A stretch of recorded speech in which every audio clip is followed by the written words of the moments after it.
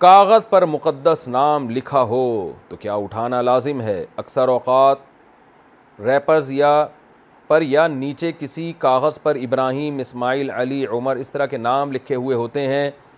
क्या इनका अदब करने के लिए इनको उठाना ज़रूरी है? क़ुर्रतुल ऐन। उठा लिया जाए तो अच्छी बात है।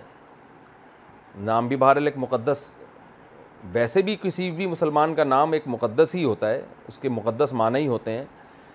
और बल्कि कोई भी तहरीर, उसूली तौर पर तो मसला ये है कि कागज़ में कोई भी तहरीर हो तो वो वैसे ही मुक़द्दस है, बल्कि वो कागज़ भी मुक़द्दस है जिस पे तहरीरें लिखी जाती हैं। लेकिन अदब का ताल्लुक़ एक खूब अच्छी तरह समझ लें, इसमें जहाँ हरज में वाक़ होने का ख़तरा होता है तो शरीयत अदब को साक़ित कर देती है। इसकी मिसाल ऐसे है जैसे हम पर बैतुल्लाह का अदब लाजिम है, लेकिन इसके बावजूद रसूलुल्लाह सल्लल्लाहु अलैहि वसल्लम खाना काबा की तरफ पुश्त करके बैठा करते थे। वजह उलमा ने यह बयान की है कि अगर खाना काबा की तरफ पुश्त करने को नाजायज़ करार दे दिया जाता तो उम्मत मुस्लिमा बहुत हरज में पड़ जाती। ख़ास तौर पे जो लोग तवाफ़ कर रहे हैं वो तवाफ़ से फ़ारिग़ होकर उल्टे पाँव जाते वापस, तो एक बहुत बड़ी टेंशन से हमारे नबी सल्लल्लाहु अलैहि वसल्लम ने बचा लिया हमको कि भाई ठीक है, अदब वाजिब है, लेकिन उस हद तक जो अदब आप अफोर्ड कर सकते हैं। तो अब यहाँ आप मस्जिदों में देखें ना, मैंने देखा है सऊदी अरब में लोग जिस सफ़ में जगह मिलती है वहाँ बैठ के कुरान मजीद की तिलावत कर रहे होते हैं। हमारे यहाँ ऐसा नहीं होता। अगली सफ़ में जो लोग बैठे हैं वो तो तिलावत कर सकते हैं, पिछली सफ़ वाला तिलावत ही नहीं कर सकता, क्योंकि आगे जो बंदा बैठा है वो उसकी पीठ हो रही है। अब पीठ से बचने के लिए तिलावत ही से लोग महरूम हो गए हैं।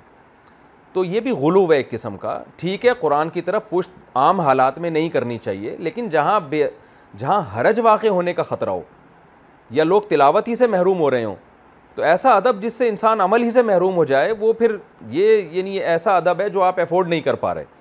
तो हमारे यहाँ मस्जिदों में यही होता है कि पिछली सफ़ में कोई कुरान ही नहीं लेके बैठ सकता। कोई बैठेगा तो आगे कोई बंदा आके बैठेगा तो पिछला वाला उससे फड्डा करना शुरू कर देता है, फिर उसको हटाओ। एक टेंशन में अपने आप को भी डाला हुआ है, दूसरों को भी डाला हुआ है। तो कुरान मजीद का एहतराम भी बहुत ज़रूरी है, बैतुल्लाह का एहतराम भी बहुत ज़रूरी है, लेकिन वो एहतराम जिसकी वजह से काम ही से महरूम हो रहे हों, हरज वाक़े हो रहा हो, तो उसमें फिर शरीयत ने ख़ुद हमें नरमी का हुक्म दिया है। इस हदीस से हमें पता चलता है जिसमें आता है नबी ने बैतुल्लाह की तरफ पुश्त करके भी आपने अपनी मजलिस की और आप बैठें। तो इसी तरह याद रखें कि उसूली तौर पर तो कागज़ को भी उठा लेना चाहिए। तहरीरी किसी कागज़ पे तहरीर है वो भी मुक़द्दस है, कलम ख़ुद एक मुक़द्दस चीज़ है। तो लेकिन ये कि इसमें अगर आप ये देखते रहेंगे कहीं भी नाम नज़र आया उठाए, तो सारा दिन फिर आपका इसके अलावा कोई काम बचेगा नहीं, क्योंकि इतने अखबार हैं जो नीचे पड़े होते हैं, इतने कागज़ हैं, इतने कागज़ नीचे पड़े होते हैं, किस किस का नाम लिखा हुआ है, तो सारा दिन एक टेंशन में। तो इसलिए अपने काम में मशगूल रहें और इन चीज़ों को ज़्यादा फोकस ना करें। हाँ, कहीं जली हरूफ में अल्लाह का नाम नज़र आ जाए, नबी का नाम नज़र आ जाए, तो फिर उसको उठा लें, ऊपर रख दें।